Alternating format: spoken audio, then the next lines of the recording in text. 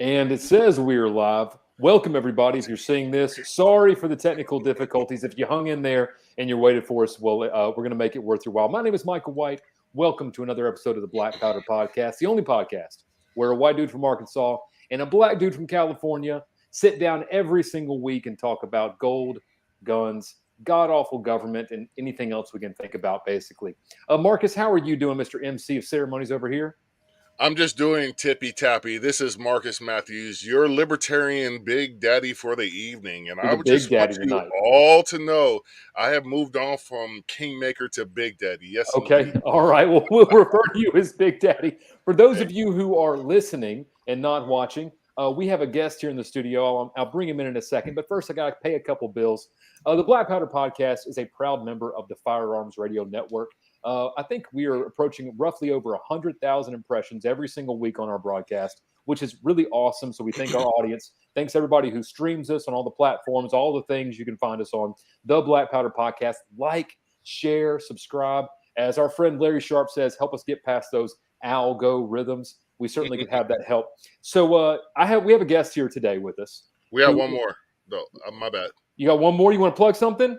Yes, we want to plug the T-shirts at the Other Black Guy Who Likes Guns show. The longest URL in the world. Yeah, and you can find that on You can find the link on Shop Us or merchandise on Firearms Radio Network. But we're going to be doing promotions where we're going to be giving away T-shirts every week to the person that does a review and is a verified follower. We're going to be showing some love to the people. So go to the Other Black Guy Who Likes Guns show and look at the T-shirts. .com. That's where the T-shirts are. So if you're if you're patient enough and you have the dexterity to type all that in, you can get some awesome two-way T-shirts right now. We don't want beta T-shirt wearers. Yeah, you gotta work for these T-shirts.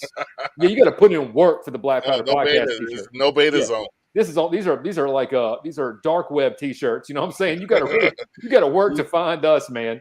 Literally and figuratively. But that's right. Yeah. back to our special guest, my man. Yeah, it's absolutely right, man. So the guest that we have in the studio, I moved to Arkansas in 2020. My wife and I did, and I have considered myself a libertarian my entire life. I've always voted libertarian if I've been able to. And I open my phone one day and see that this guy from Pine Bluff is running against Senator Tom Cotton as a libertarian. And it was a two-way race. And before long, it was all over national media. It was on Reddit. It was on Twitter. It's on Facebook. Everyone's talking about it. Mr. Ricky Dale Harrington ran in 2020 against Tom Cotton, had a debate performance where Tom didn't even show up. And he sat there on that stage and told it like it was, turned around and ran again for governor in 2022. Someone who I am proud to host today on the show. Mr. Ricky Dale Harrington, welcome to the Black Powder Podcast. How are you, sir? Thank you for having me, brother. Yeah. And if you can't tell, the smoothest voice in the liberty movement is Mr. Ricky Dale Harrington, okay? I tell you what, you need to start an app, Ricky, where it's just like your voice, like talking people to sleep. That's really what you should do. We're going to get into what you do now on the technical side. But if you could just like read the Federalist Papers, or something like as an audiobook. That would be cool. I think you need to replace Morgan Freeman. Personally. Oh, yeah, absolutely. Yeah. Yeah, I'll take up the mantle of the other cool black guys. And for those at home that are listening to this, we have our names broadcast in our lives. So we have Marcus. He's the Libertarian Big Daddy. Michael White. I have my Twitter handle at MW for Liberty. And what I love about Ricky is a simple, down-to-earth guy. He just has Ricky. He's just Ricky. Nice. He's just Ricky. He said, yeah, y'all don't even know nothing else. I'm just Ricky. Yeah. So, Ricky, we're going to get into some stuff regarding kind of your company and your ventures in crypto, because it's really exciting stuff. And you have some unique offerings to kind of bring to the people. And I think you'll stand by to educate some of us on some of these things that are maybe a little more cavemen when it comes to some of this technology. But, first, we obviously have a pretty big news event to talk about over the past couple of days. Mm-hmm. Do you have any words for the people at home kind of regarding Nashville? What has happened? Every time one of these things happen, there's two things that happen. we become numb to it, or it just weighs so heavily on us that, some people might go into a spout of depression, just seeing that, not knowing where our country is going to go. And it's just devastating to see this. And, we want to take a look at the instrument, but the instrument is not the problem. And I'm sorry, but I'm going to preach here right quick. Please do. Please. I mean, at the very beginning, those two brothers, Cain and Abel, and, it wasn't a rock. It was what was going on in his heart that caused him to do that. And people need to just take a moment and sit down and understand what the real issue is. The real issue is the things that goes on in our hearts and our minds, to where we think that it's okay to take the life of another human being. That's not okay. It is not okay. You do not have that authority. You don't have that right either. You don't have the right nor the authority. Yeah. And so you bring in the biblical concept of Cain and Abel, and the rock. There's another story in the Bible that involves a rock, right? Oh, yes. David couldn't have slayed Goliath if the answer to Cain and Abel was banning rocks. Right. These tools are used by people and what they use them for. They're inanimate objects, as you've said. And Ricky, in the past, since last night, it's pretty common in social media that I'm kind of a pro-gun person. And it's not uncommon for me to receive hate-filled messages from people every week, or a few days. I'll open my Facebook Messenger and someone said something stupid. But in the past 24 hours, I've probably gotten more in that period of time than I'm typically get, right? And to me, it's fascinating. And I have to be fascinated, because if I'm not fascinated, I'm disgusted. That every time that this happens, that the first reaction for people is to not even let these children be buried, not even let the parents dry their eyes, but we immediately go to further monopolization of force by government and the useful idiots who fail to realize that their policies have played a huge part in this. That these gun-free zone signs are not magical barriers that instantly disarm a bad actor when they cross them. That all they serve to do is create target-rich environments of the vulnerable. And it really is. It's I was filled with a little bit of levity when we started this, but when I start thinking about some of the stuff that I've read, and maybe one day, Marcus, we'll do a show where I can read stupid shit people have written Michael on Facebook. Okay, Yeah, and the height of ignorance of some of these comments, and the absolute level of disgust that they show for people who have a belief in fundamental rights of people, is the reason I think a lot of this is going on. I think that identity politics has reached a peak. And when we start to group people, it's a dangerous, dangerous concept, because it dehumanizes them. And whether we dehumanize for instance, in this example, the trans community, or whether, the progressive left wants to dehumanize people who maybe have more traditional views of the world, right? Either one of those things is dangerous. And we get these kinds of results when we do that. And so it was really kind of poignant and prescient to have you on, because you have been one of the candidates in my personal experience who always finds a way to transcend this and try to bring everybody back to, hey, each one of you is an individual. We got to come together and stop playing these sort of games. So I'm with you, man. I'm with you, but it's been a hard 24 hours, man, for sure. Especially and definitely not just for us. I mean, the people there is obviously harder for. Marcus, how you feeling? Well, there's two things I wanted to input into this conversation, and coincidentally, there's two common denominators in these situations, and I could break down the multiple times that this has happened and point to these two common denominators. But the first of which being is not the firearm, is the untreated mental illness, is the first common denominator in 99% of these events. The second common denominator is the families that know their loved ones have these mental issues, these violent tendencies, and these attributes that make them completely unstable to be a responsible gun owner. Because that's what you hear is responsible gun owners being the target of gun control. And we can go into the whole rant about gun control, but the fact of the matter is, without those two factors, you would see a massive reduction in these type of events. These Americans are in a state of denial. That's a good way to And say it. denial could be the name of all 50 states, because these families are not taking responsibility for the individuals in their inner circle, their close inner circle, and they're unleashing these people upon the populace. Because there's one fact that I read about today, that the father knew his daughter was under mental care from a physician, and he said that mental care should have been a reason that disqualified her from owning a firearm in the first place. And he had told his daughter to sell those firearms. So he should be just that.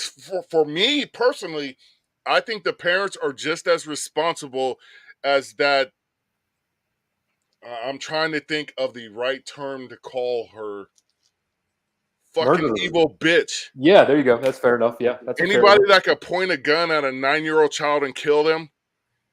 It disturbs me they actually killed her. I got to be honest with you. And I'm going to wrap this up real quick, but it disturbs me that they killed her, because I know 99% of Americans would have liked to just wrap their hands around her throat at some point, because it is beyond heinous. It is so freaking primitive. I mean, sorry.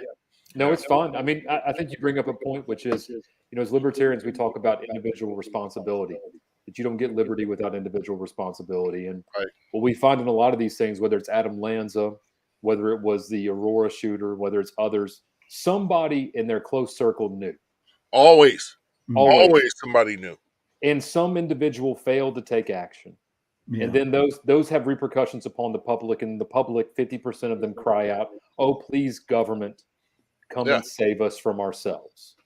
And so if I have a message from any of this to other liberty-minded people, is that if you don't take better care of your circle and your neighbors and yourself, don't be surprised when government steps in to start doing it. Right? Yeah. So we have to remember that, ultimately the buck stops and ends with us. So I just kind of wanted to hear your words on that, Ricky, because I knew that you would have a way to assuage the situation, as you always do. I've heard you talk about numerous, difficult subjects, whether it's been gender affirming care, whether it's been abortion, whether it's been these issues, and you always have a way to sort of elucidate them in a manner that I think brings a lot of calm and peace to the situation. So I really thank you for that. Thank you so much, Ricky. And that really is a compliment from me to you. It's one thing that I wish that I could do better. I have a tendency. You're a lot nicer than me. We've talked about this. I'm not political. I mean, not political, but when Ricky and I were running our campaigns at the same time, Ricky would bounce ideas off me. I'd bounce ideas off Ricky, and Ricky would have a public appearance and would say something, and I would send Ricky a message and say, "Hey, this was really, really good," or I'd say something, say this was really good. But every time he said something, I think at least 3 times during my campaign, I said, "I wish I could be as nice as you," because he would just have a way to just smooth talk it out, man. So let's move on to happier things, bigger, better things here in the conversation, because this is really what I kind of wanted to get into with you. Is Ricky, you have moved on to a new profession, right? You are now the chief operating officer of a company called Poodle Token, POODL Token. Listeners, you can find this business at poodletoken.com. Ricky, tell us about Poodle Token. Tell us about the crypto industry. Let's have a conversation about that. Well, I'll start with my whole journey in getting into crypto. Sure. Everybody heard a little bit about Bitcoin. Little bit. I think I've heard it. Yeah, a little bit. not got into it so much, but just going down that rabbit hole of learning more about it. Got into some mining, and then there's a whole lot more to crypto than just Bitcoin, but Bitcoin is what started it all. And so it was during the altcoin season. I went from mining. I was looking for more mining equipment, and I came across SafeMoon, and it was like a mining contract because some people have these little mining contracts you can buy on eBay where you get 24 hours worth of their mining of Bitcoin for a certain amount of money. And I saw SafeMoon. I was like, I've never heard of any, algorithm mining SafeMoon. So I started looking more into it, and that's when I found out more about decentralized finance. And so that's what I'm involved in, is decentralized finance. I started off as an investor in Poodle. Poodle started on the Ethereum blockchain. It was an ERC20 token. So to the listeners at home, explain what that means, right? Right. So so there's people going, what the hell is he talking about, right? Including me. They've heard Bitcoin. They kind of know what mining crypto is. They're like, yeah, it's a computer solving a complicated polynomial, to get this. So what does Poodle do? What does it mean it's on the Ethereum blockchain? Explain that. Yeah, there's the part where I lost it. Yeah, I'm there. I'm like, come on, Ricky. Yeah. Well, in decentralized finance, some of the big tokens like big coins, and chains like Ethereum is just like Bitcoin. Bitcoin has its own algorithm. It's its own coin and blockchain, essentially. Right. It's got its own blockchain. Well, Ethereum was built to try to improve on some of the failing, so to speak, of Bitcoin. It's meant to be more efficient, right? Meant to be. It's meant to be. Right. Yeah. That's why they made it. And so, including that, people can also make their own tokens on that same blockchain, on that Ethereum blockchain. And so, you have Uniswap, and, Uniswap is a place where people can swap Ethereum tokens. There's 1inch. It's another decentralized finance. And let me, I guess, go ahead and explain the difference between a decentralized finance, that little sphere there, and the centralized finance. Now, Coinbase, Binance, Kraken, KuCoin, Bitmart, all those places are centralized exchanges. Okay. And so, people buy and they trade on the centralized exchanges, but they don't really have possession of their coins or tokens. So as I understand it, basically the exchanges like Coinbase and others, they're really a clearinghouse, right? They're a place where you can store your Bitcoin, and you can buy and trade it and meet other buyers and sellers there, swap it out to other cryptocurrencies or to other fiat currencies. Make sure you make all the governments happy with your know your customer stuff, right? And cash yourself out or cash yourself in. That's what the exchanges basically do, right? So you've taken these decentralized things, you brought them to a central place. Are you saying that Poodle is able to completely operate without any of that? Yes, that's one of the things that we're going to be launching on April 2nd. Okay. We're launching a decentralized exchange and an aggregator. Now, Poodle is on the Binance Smart Chain, but we will be launching PET on April 2nd on the Polygon Matic exchange blockchain. Matic has very, very low gas fees and very fast as well. So that's one of the reasons why we decided to launch the PET token on Polygon, because it's so quick and it's cheap. Okay. And essentially our Poodle.exchange, which we're going to be getting ready to launch here pretty soon, this coming Sunday, it's a dividend token. So people that hold PET are going to receive dividends from the volume of the trading on the decentralized exchange. Oh, okay. So when you're so let me kind of break this down. Tell me if I'm right here. Your decentralized exchange will probably charge a very small fee for transactions, correct? We have an aggregator. Uh-huh. So our aggregator is like having a personalized buying bot. Okay. that does arbitrage for you. And that's like scanning across all the decks, and it's splitting your purchase across those decks and using arbitrage to get you to more tokens for your money. The best absolute deal. And so what I'm essentially hearing is, because of this efficiency and because you're going to be making some sort of money between these trades, I mean, just on the arbitrage side of it, people who are holding these as part of volume, they'll receive a part of that back. Yes, it will be a dividend in MEDIC. Paid back to them. So much like a dividend of a stock that may not necessarily go up or down, but just by holding it in that stock, doing something and being there, you can receive some sort of return. Okay, there you go. Well, that's pretty cool. Yeah. That's really cool. Yeah. So Poodle was one. Pet is kind of the new one, right? Yes, we had a merger type of acquisition with another crypto company. Okay. And they just joined us, and we're building upon that tech. So essentially, you can swap. The goal and vision is for you to swap. You want to buy Bitcoin on Poodle.exchange, and that's all you want to do. Your Bitcoin, that's your thing.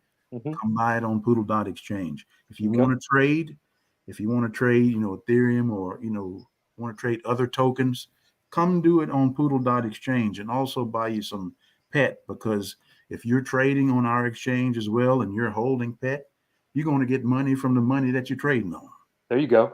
Okay, so you're looking to kind of attack this from all three angles.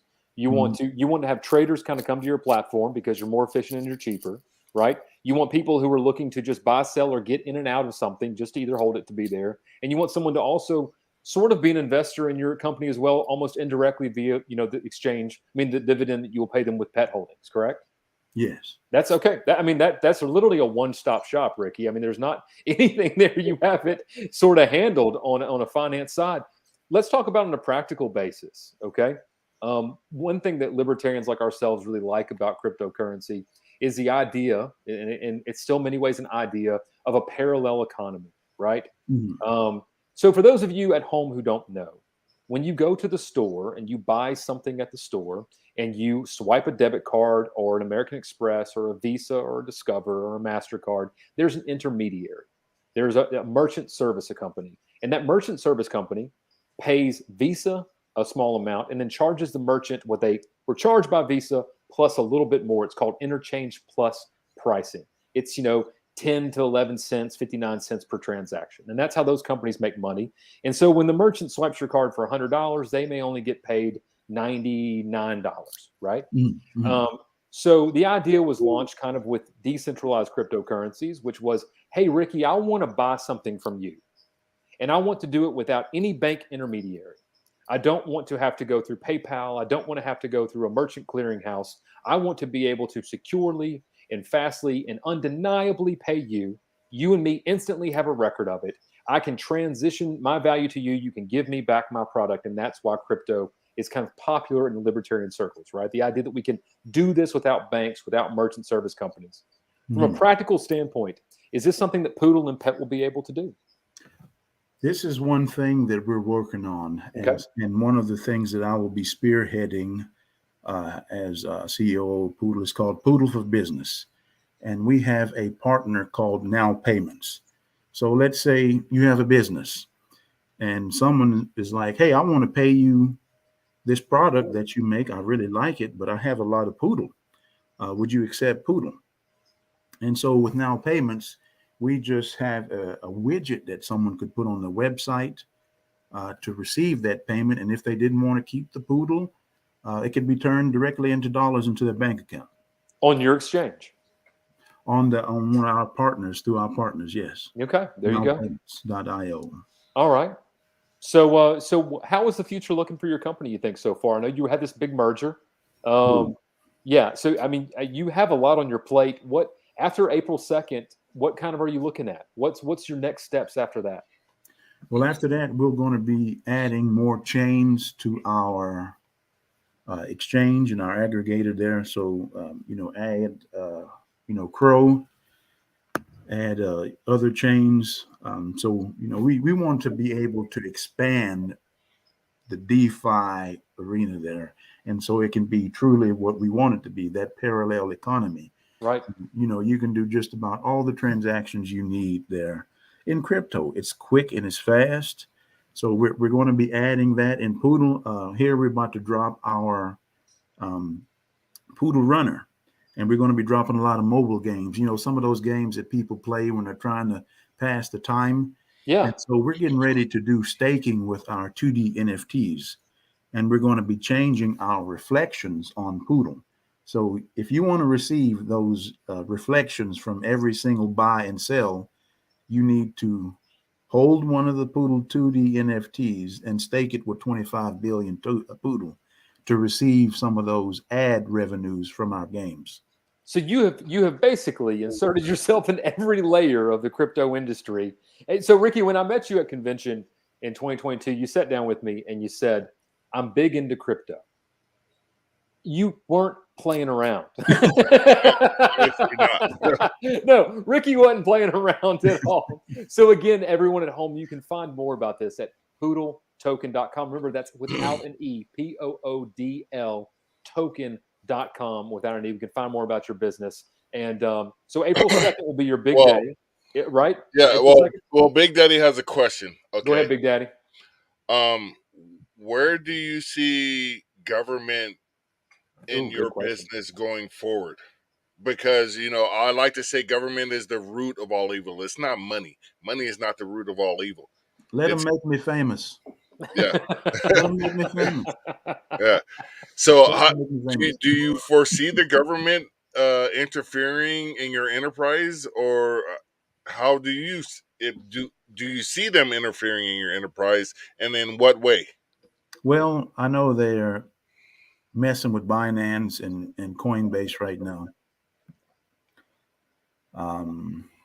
It seems a little ridiculous, and they're trying to send that message and chill the market. But didn't some banks fail recently and Bitcoin rallied? They did. Does what it said it was going to do. Yeah, they did. That's what I'm talking about. Yeah, Bitcoin ain't never going to zero, man. You're out of your mind. They're going to try to stop the on ramp and off ramp, though. That's what I see. The main thing that the government is going to do is fight people's way to get into crypto and fight people's way to get out. So I want to interject there for a second because, the guy that I ran against, Congressman French Hill, he sits on some big finance committees. He's very involved in central banking, and that's kind of one of the reasons I ran against him. He currently sits on the FinTech committee, and they have been meeting and working on exactly what you're talking about. It seems to me that there is an effort in government at the behest of central banks to make crypto nothing more than a speculative instrument. They don't mind if we trade it back and forth like Pokemon cards. And this Pokemon card's worth more this week than this one. They don't mind if we do that. They don't mind if you cash it out eventually to dollars and pay taxes on it. But they don't want it exchanged for goods and services. That's what they don't want. How does the crypto industry, not just your company, how do you think they begin to tackle that sort of thing? Civil disobedience. Okay, fair answer. Yeah. that was quick and precise. Fair answer. Yeah, fair answer. And So Ricky, he just said, yeah, just don't do it. Do you actually think? Okay, so damn, Ricky, I'm scared to ask this question. I truly am. Do you think the government would actually go in to interfere with the fair transitions or transactions between two individuals that are more than willing to abide by that transaction's monetary valuation and things like that? Will government insert itself between two consenting adults? Yeah, I mean, they've never done that. That's why I was afraid to ask that question. But that's what it all boils down to: is government inserting itself without any kind of lubrication into you and your life. Ricky's a pastor. Okay, I understand that, but we came to a understanding earlier in the pregame that everything was. It's all now. Of course, it's good. Yeah. But I'll take my headphones off and walk out of here. Yeah. Mind you, I grew up in a Southern Baptist church, so I have a lot of the same sensibilities, but it begs to ask, government, when it starts losing tax revenue to these type of enterprises, what is their recourse? Because that's the government is like you said, you go to the local breweries to get their waste product to feed the hogs. They get That's mad what about it. taxes are. That's what taxes feed the Yeah, hogs. yeah, that's Mm. right. Yeah, So Ricky, it's do what they you take from us. Ricky said to me something at convention that I felt was pretty intelligent. He said the way that these things get fought is more and more people participate. And we talk about that here about guns. We say, hey, Yeah, the way that we fight the quote unquote anti-gun lobby is just make more gun owners. yeah. So, and I think Ricky, what you're basically doing is trying to make more people involved in crypto in all sorts of levels. Yes. Whatever level interests them, whether they want to just hold it, whether they want to trade it, whether they want to have some sort of NFT that reflects to something on a video game that I don't understand what you're talking about. But you're that's kind of where you are with it, right? Is you believe that everyone should have something involved in this sort of thing, right? Yes. I got 2 points, and hopefully I'll get to them. Sure. Number one, the main point is that crypto has given people the ability to find new means of economic mobility. Indeed. I mean, it's the new gold rush. It's a digital gold rush. Right. This is the one thing I want to say about crypto, and for people to get the picture of it. I've said it on another podcast before, but every one of us know that there are shipwrecks out there in the oceans, loaded with bars. I mean, tons of gold and silver. You know where any of these are? Do you know where any of them are, Ricky? Don't say it now, because we need to work together to find them. We'll take that off air. Anyway, continue. That's the point there. That's the Yeah. point. I mean, it exists out there. It's worth a lot. Right. It's money. Right. But it's really not worth anything to you or to me or to Brother Matthews, because it's way out there. But until we find us a crew, get us a boat, get us a submarine, get all the things we need to go out there to the spot, to go down there to the bottom of the ocean and bring it up to the surface, then we realize the profits. Then it's worth something for us. Now, historically, countries have only created money, but because of this here technology, anybody can create their own money. Yeah. Yeah. So was And that Ted scares them. Kaczynski I don't want to say prophet, because that's blasphemy, but Ted Kaczynski talked about how technology is going to sort of ruin mankind, and without government, would that ruin mankind? You know what I mean? I'm thinking we'll be all right, man.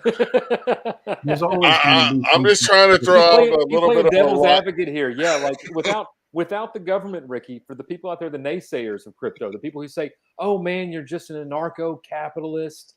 We got to have government regulating money." What do you say to them? Okay, here, I'll say to it. Let me tell you about Poodle.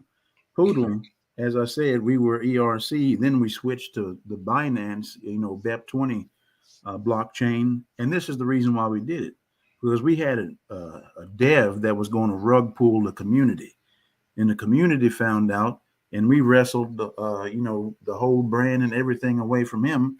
And then we dropped tokens to all the holders on the Binance Smart Chain. So we took care of that ourselves. We didn't need nobody else's help. There you go. Yeah. Just handled it. Yeah. Yeah. Okay. Well, so now you got me going. Okay. I got to figure out how I'm going to get some Poodle. Because I believe in you. I think, I know that you can get things done. So I'm definitely going to be looking into it.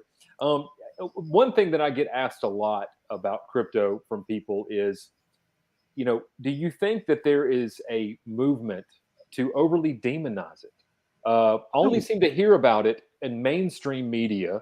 I don't hear about the successes. We had a little blip of successes that were happening when it was going to, Bitcoin was trading at $65,000. You would see there was some stories about the Bitcoin millionaires, right? Those were the only kind of positive stories. But you have constantly exchanges, the FTX issues, right, going on, where we got government and this happening and people being paid off, politicians, Nancy Pelosi. You have these things. You have, the Silk Road, drugs, hitmen. What do you say to people about how the positive story of this? What's the positive story of cryptocurrency? I'm here. I'm about to spitball stuff right here. Okay. Sure. Yeah. There is an ability. We just did a pre-sale on PET not too long ago because we wanted to backfill the liquidity for the token. Right. So when we launch, there's you had buyer. You had a market where people could buy into or sell into. Yeah. Yes. And we sold out that pre-sale in a day. Nice. So this is what I'm thinking about. We have people, they're brilliant, but they don't have the means. Mm-hmm. They got an idea for a business, but the banks are going to turn them down. Mm-hmm. So what we can do is we can approach that person that has a sound plan, and we can provide them a platform where they tell everyone their business. Maybe they do it on a profit sharing type of business model where they buy into their business through the tokens. And so the business can raise capital to go out there and do whatever they need. And they are, held to those that joined in on their token. So this is a whole new, decentralized finance, a whole new economic way of people gaining access to capital. Because as you well know, the people who can get loans from the bank don't need to get the loan. They don't. Yeah. Yeah, the bank doesn't typically approve someone for a loan who really needs the money. I've never had a lender that ever sat down with me when I owned my company and said, if I really needed it, they weren't going to give it to me. It was, hey, we know you can pay us back. Let's make it easy for you to do so, right? So you're basically saying that the crypto market offers a crowdfunding mechanism void of the banks and void of the stigma of the banks to fund ideas that maybe banks don't want to fund, right? Yes, sir. Okay, I'm liking that answer. Marcus, you liking that answer? It is incredible to me because I just saw a meme. Well, I just posted a meme where it showed a flower that was angry at a mom that overdrew her account by $30. But when they make all these risky investments that end up causing the taxpayers to have to bail them out, they're sitting here like an innocent virgin that was raped by some brute. Right. Yeah. And that's what the banks are. It's a racket. It's a monopoly. And in order for people to truly be free, they need to be financially free. And as long as we have these mechanisms in place where Americans can't truly build wealth, because opposite of what Ricky is doing, the only other way, and Michael knows this well, my guy Mike, is real estate. Real estate is the only really open mechanism to build wealth in the United States, because unless you have a billion-dollar idea like Jeff Bezos or somebody like that, working your way up the corporate ladder, working a job, you're not going to ever be rich in the sense that you'll be independent of somebody else's feelings and preferences. Right. So that's why I think these things, this 2020s, the 2020 decades gold rush that Ricky alluded to earlier, is the way forward for a lot of Americans to see that wealth that they want in their life. And wealth isn't everything, but being comfortable It's important and not a debt slave, right? is critical to longevity. Well, the system clearly wants people to be just on the edge of failure. Ricky and I have talked about this. It's because a balancing act. If the people are just on the edge of failure, they're dependent upon government. If you're comfortably sitting somewhere and so bank is going to fail, you could give a shit less, right? Yeah. If so bank is going to fail and you're one, broken refrigerator away from missing your mortgage payment, you might be more inclined to say, yes, government, please step in and help. 100%. And so they tend to want to do this. And I think that's why, the thing we talk a lot on this show, Ricky, about millennials and Gen Xers and Gen Zers. Marcus is a Gen Xer. I'm an elder millennial. I was born in '82. I'm one of the millennials that had a landline phone and all that kind of stuff. Yeah. And we talk about Gen Z, and if there's one bright spot in Gen Z that I see, it's at least that they're understanding the concept that decentralizing the economy is good for everyone. Yeah. I mean, that's all they know right now is, Right. they were born while we had the banking crisis and been through the Great Recession and all that other stuff. And The system has never worked for them. Yeah. And they know it. Okay. Yeah. That's our buddy right there. That's our buddy. How can Poodle help me provide funding for Hotbox Manor? hey, get with me. Let's launch a Hotbox Manor token. There you go. There's your Wait. So in California, I know what a hot box is, but what is a hot box in Arkansas? Same thing. Same thing. Same thing. It's universal language around here, man. Cheers, mates. There you go, man. It's all the same. So Ricky, if you want to, I'd like to move on from crypto and kind of talk about some Libertarian Party stuff just in general. If you want to get into that. Sure. We are kind of in a lull here politically. Obviously, it's not an election year. There's lots of shuffling about. You are, if I'm correct, you're like the policy director for the Classical Liberal Caucus. Is that correct? Oh, I'm one of the advisors on their board for the Classical Liberal Caucus and president on the board of the Libertarian Policy Institute. Okay. So you might know what you're talking about with some of these things. Maybe. What do you see as the biggest headwinds to the Libertarian Party over the next year? Well, we've got to find a way to start getting involved in our communities and in making the most of every opportunity that presents itself to us. Whether that be, we talked about, Miss Gully there and the difficulty that she's going through. She won her election by 60% for the local election there at JP. Yep. And, from what she's told me about her story, she doesn't have no conviction on that, but somebody found a way to do some trickery and filed a complaint on her, and now that seat is open. We're still trying to have her on, by the way, but she's skeptical to come on. So maybe you could nudge her for us. All right. I'll get back. I think 2/3 of this ensemble could possibly move her forward. Please What are you saying, Marcus? Come on, man. Everybody knows I'm racist as fuck. I'm sorry, Ricky, but everybody knows that. So just you are. Yeah, I got Malcolm X on my shirt, bro. You are accused of it. But yeah, anyway, okay. continue, Ricky. I'm sorry for interjecting. Yeah. My bad. Oh, there's no problem, brothers. We having fun. And just some of the laws that are on the books. Both of us, we're in the same party in the same state, so we can talk about things and what we need to work on in Arkansas. And so, my advice to other affiliates is this: you gotta find the time to do the work of liberty. Most libertarians, we full-time working, taking care of our families. We don't have those resources like other people, nor the media resources.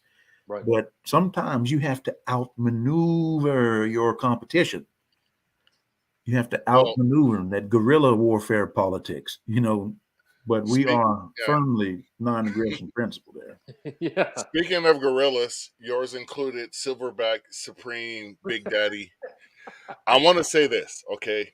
Had the folks seen I do not think libertarians are doing, and this has, I know it sounds soft as fuck, but we're not doing enough outreach to the black, brown, I can't say yellow, but fuck it, I'm gonna say yellow community. I'm gonna say yellow, red, purple, green.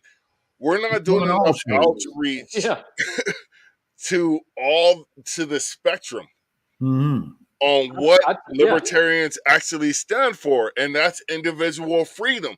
You need to understand that. There you go. You can be who you are as long as you're not imposing your will on others.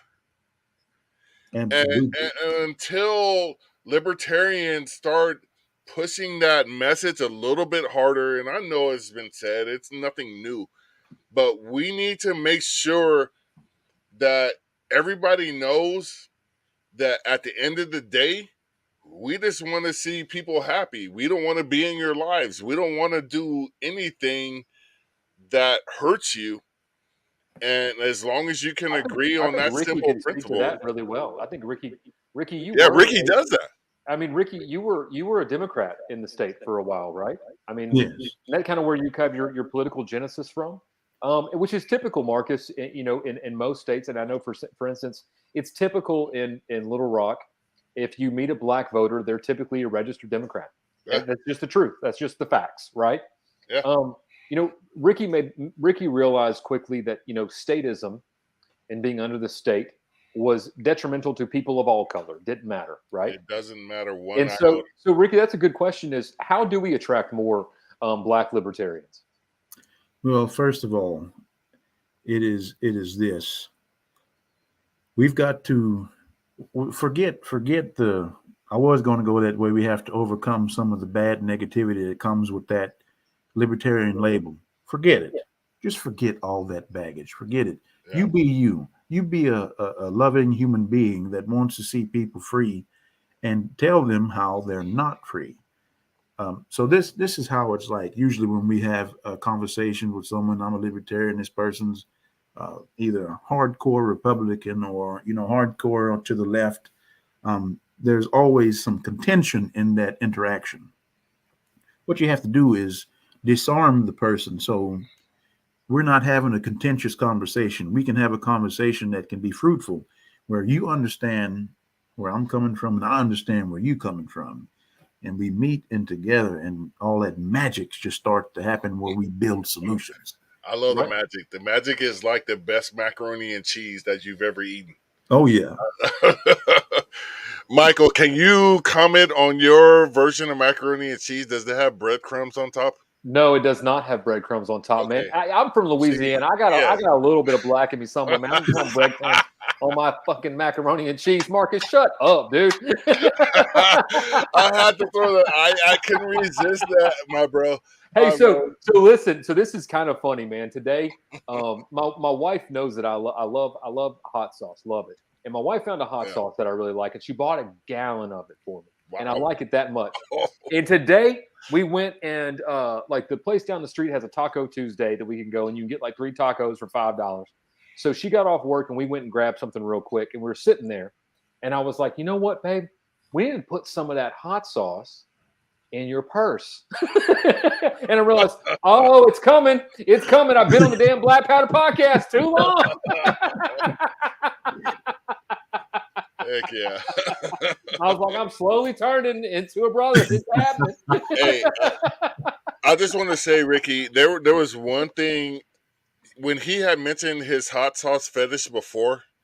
I was just like, this is a man of my heart, because if I see a bottle of hot sauce at a store that I don't have at home, I will buy it. And like my wife, my spice cabinet is overflowing. Because I told her there's 2 things about having spices. Number 1, it makes your food better on a daily basis. Sure. Number 2, if shit hits the fan, spices are going to be like they were back in the 15th and 16th century, where they're going to be just right. as gold, just as valuable as gold. Yeah. Marcus, I overflow.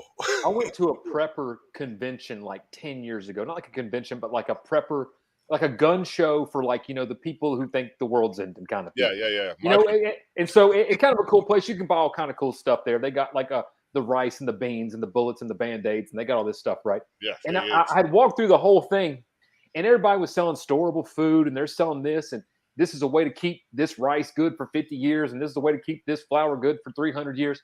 There wasn't a damn spice in the place. And I looked at the guy square in the face, and I said, you going to tell me you're going to eat bland-ass rice every day for 3 years?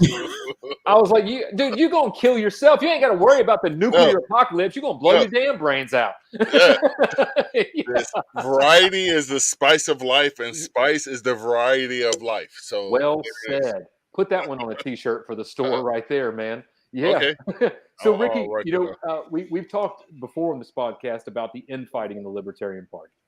And I see it every day. I see it on Twitter. I see it on Facebook. become at least a little bit involved to be able to talk to some of the more prominent people in the party and have conversations with them. And this is kind of a constant message from these people is that, we can't be fighting amongst ourselves until we start occupying seats at least, right? Um, Yeah.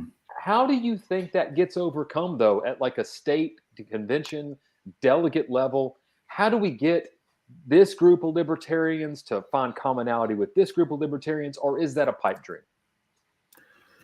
I don't know. I mean, Yeah, it's a good answer. Yeah, I That don't is a know. great answer. because I don't know either.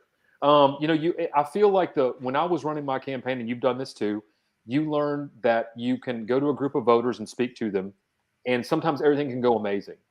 And sometimes you go speak to a group of voters and you find out this group of voters is a single issue group of voters. Yeah.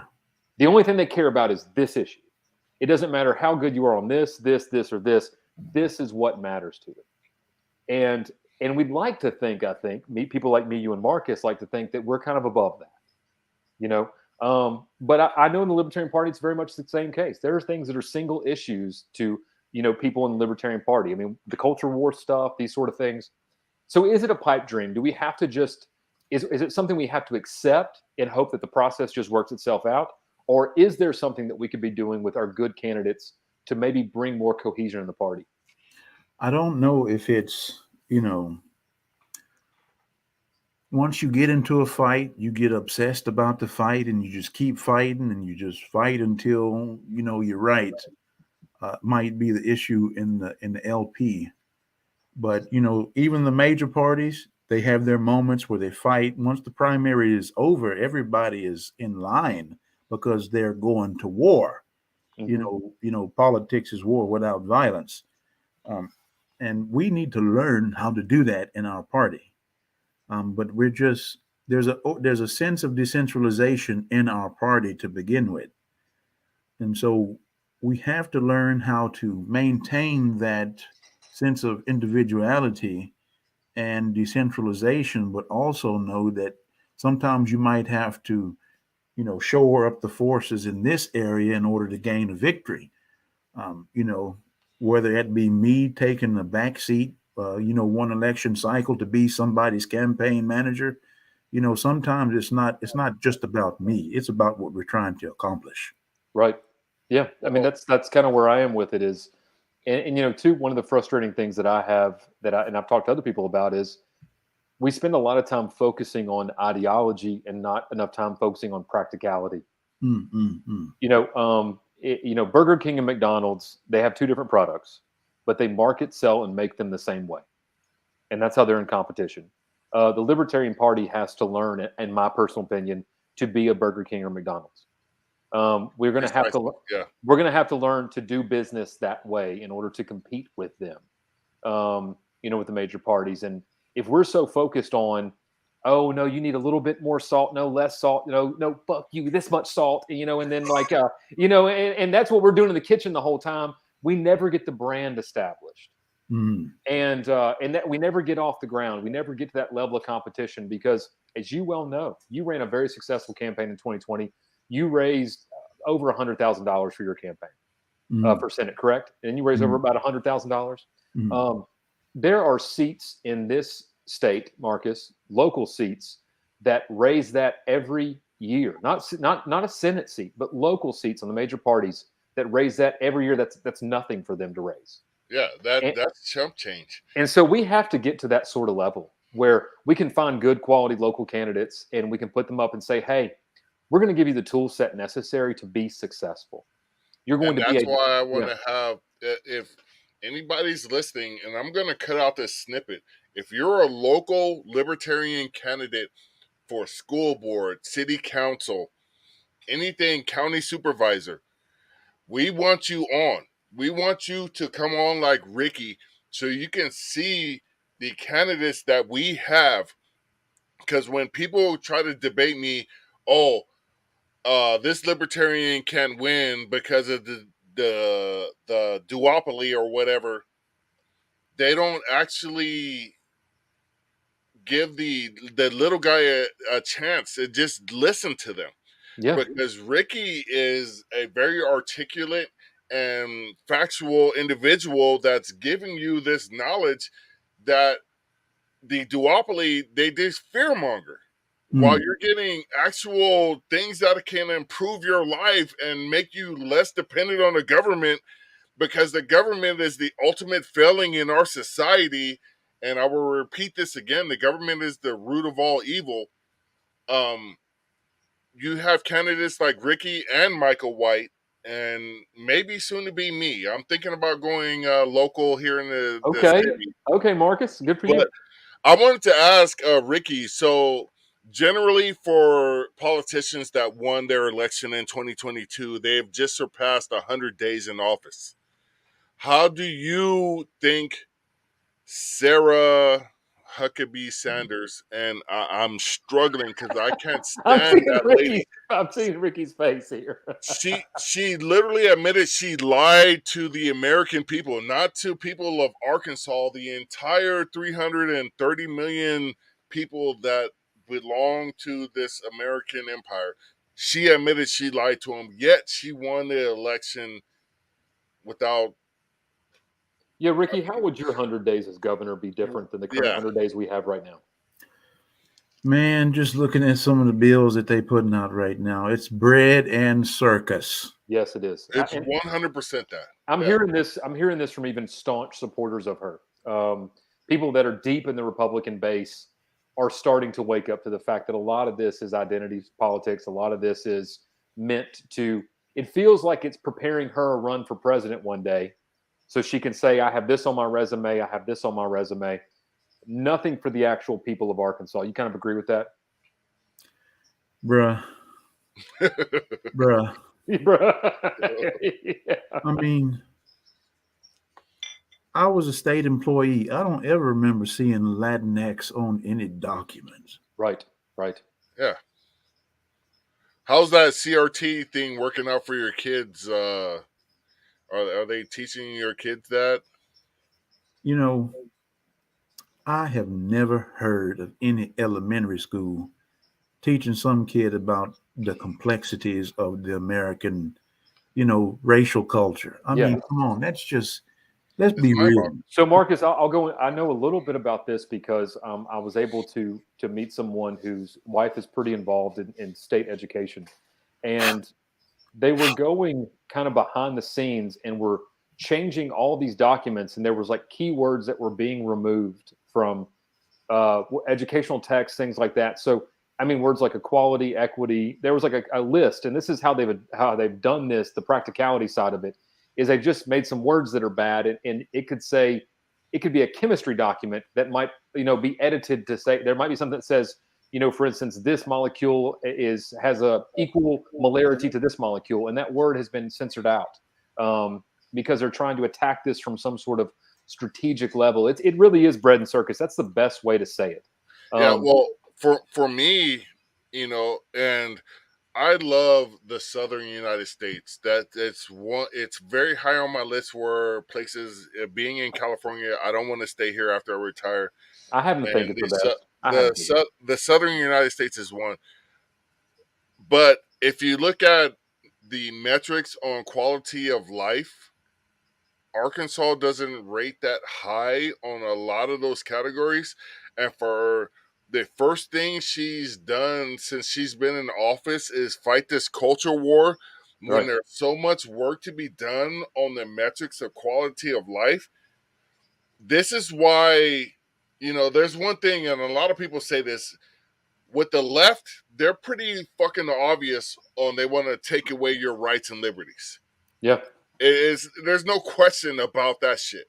On the right, they want to sell you this shit as being a quality of life issue that actually has no data to back up the fact it's not going to improve the quality of your life. They typically, Marcus, will wrap state power in a patriotic bow. Yeah. is how they present it to you, and they say, "Oh, this is different than the left. We have a red, white, and blue flag on ours." Here you go, and that's how they do it. And people go, "Yeah, Yeah. bump stock ban, yeah, yeah, Operation Warp Speed, baby." Like, Yeah. that's what ends up happening. But again, Marcus, I'll tell you this: we're a highly Republican state. I have had more people since after the election reach out to me and say, "You woke me up. I'm getting it. I'm seeing it. Like, I got it." Yeah. Ricky ran on a very key part of his platform was just to end the tax on groceries. Wait, the tax on groceries. You guys have tax on groceries in Arkansas?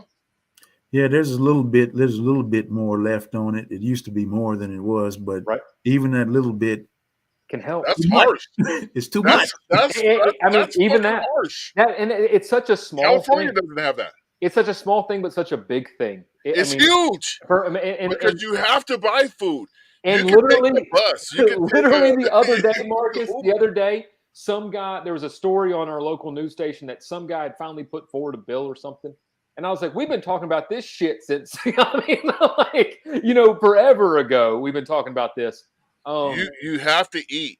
You can go to Walmart and buy clothes and buy shoes. They're not going to last you long, but you could do all those little things to save you stuff on sales tax burden. Well, one thing you cannot ever avoid is eating. Yeah. And, California has if it's not a food item, you're going to pay tax. You're going to pay tax on dishwashing soap. You're going to pay tax on 409 spray and paper plates. You're going to pay taxes on those. But you're not going to pay taxes on meat, produce, or cereal, or any bread, or anything like that. So you're going to pay taxes on taxes in Arkansas. Yeah. Well, Ricky, I didn't realize how big my tax burden was going to be when I moved here. I just got my new movable property tax bullshit from the county, last week. Marcus, when you buy a car in Arkansas, you pay sales tax on it, whether it's new or used. Okay. Right. And then every year, the county assessor sends you a bill and go, "Hey, do you want to register that car so you don't get in trouble?" We get that too. Like $200, and that's what they say. I have a 2017 Chevy Suburban, and I had to pay $600 a year in registration on that vehicle. When you have you highlighted the low quality of life for a number of Arkansans, and things like that just make that worse for them. Ricky, you live in Pine Bluff, and I live in Little Rock, and I know you've seen this. I can stop at a red light in a lot of parts of this town, and you can't renew your vehicle tags until you've paid your property taxes. Mm-hmm. And I will stop at a red light in parts of this town, and if there's 10 cars at the red light, 9 of them have a tag that's 7 years old because they can't afford to pay the taxes, but they have to get to work, and they're one ticket away from having a financial meltdown in their family. It's burdensome. It doesn't do anything to improve the quality of life or safety of anybody else. And Ricky, the roads still suck. They still suck, dude. Yeah. There's a road coming out of my neighborhood right here. Like the last time we had a freeze, there was a pothole. I could have put a swimming pool in, man. And it sat there for like a week and a half. And they came and they did the most shitty patch job you've ever seen. They dumped like some rocks and some old diapers and something else, stomped it down, and it was done. I'm not going to say California is any better, but at least our vipers and venomous snakes have rattles on them. We got one. I still haven't found that freaking copperhead in the middle of the picture. It's in the middle. It's not in there. It's not in there. I zoomed in. There's no snake in that whole picture. Man, it's some old eyes. It's some old Gen X eyes you got, Marcus. That's what it is, man. They need to go down to eyewear for less. Get you some glasses. Eyewear for less.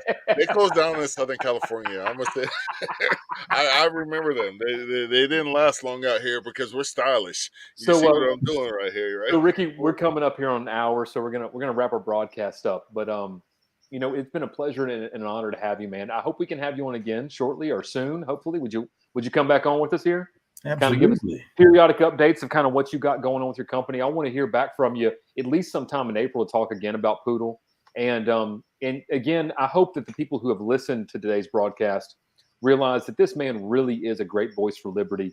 He really has his finger on the pulse of things in the libertarian movement. And again, he's just so damn calm and sweet when he talks. He's just easy to listen to. So, thanks for being on with us, man. Real quick before we end, I want to say this whole podcast has been smooth. It has been. It's been a good one. Yeah, except for the start. We had to start 5 minutes late, but we started. It's good. It is what it is. But It is thank you very much, Mr. Harrington Jr. This has been more than a pleasure for me as well. Yeah, absolutely. And again, people, go to poodletoken.com, Poodl token.com, and also visit our t-shirt site, which is what, again, Marcus, is the website? The Other Black Guy Who Likes Gun show. You can find it on the Firearms under merchandise, or I think it's merchandise. You'll find it there. Put a link. I will be posting a link because that's how we keep this thing moving, get better mics, and bring you quality libertarian content that will excite you and possibly stimulate your make mind. you climax. That's right. Yeah. I'm just saying, if you don't get hard from what we say, you're not a real libertarian. Yeah, you're not. There you go, man. You're not. You heard it here, people. Yeah, if you're not running down your wife down the stairs after our broadcast, something's wrong. 100%. 100%. All right. So with that said, Marcus, would you like to take us out with what we always say? In the words that are eternal, my good friends, and I will say the first part, my good friend Michael White will say the second part, live free or die. Y'all take us off air, Marcus. Peace. Peace. And hang around, Ricky, so we can do a little bit off air.